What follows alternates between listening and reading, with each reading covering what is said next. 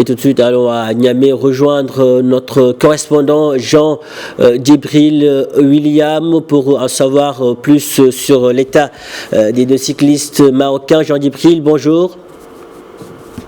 Bonjour Pierre. Alors, quelles sont les informations dont vous disposez sur l'état de santé des deux Marocains? Alors, Abdelrahman Ferhani et Driss Fatihi sont effectivement arrivés à Niamey ce dimanche en provenance du Burkina Faso où ils avaient été portés disparus depuis un peu plus d'un mois. Selon l'ambassadeur du Maroc, c'est alors qu'ils s'apprêtaient à traverser la frontière avec le Niger que les deux cyclistes ont été enlevés par un groupe armé terroriste, même si aucune information n'a pour l'heure filtré sur son identité. Ce que je peux vous dire, c'est que les deux hommes se portent bien.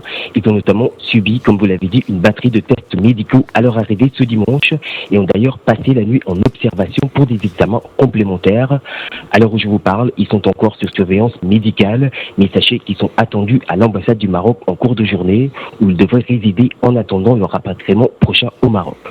Avez-vous des informations concernant les conditions de leur libération?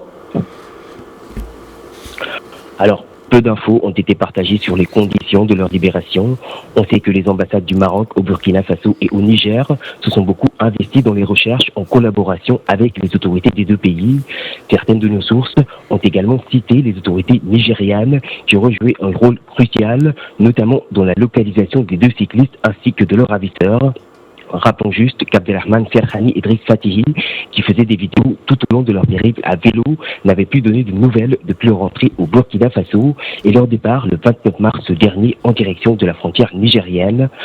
Depuis, d'intenses recherches ont été menées avec tout de même une certaine inquiétude sur leur sort. On sait que cette zone au nord du Burkina est sujette depuis 2015 à une spirale de violence perpétrée par des groupes armés proches d'Al-Qaïda et de l'État islamique et qui ont déjà fait plus de 10 000 morts. Et autant dire que la libération des deux ressortissants marocains constitue un soulagement pour toutes les parties impliquées aujourd'hui. Jean Djibril, merci pour toutes ces précisions.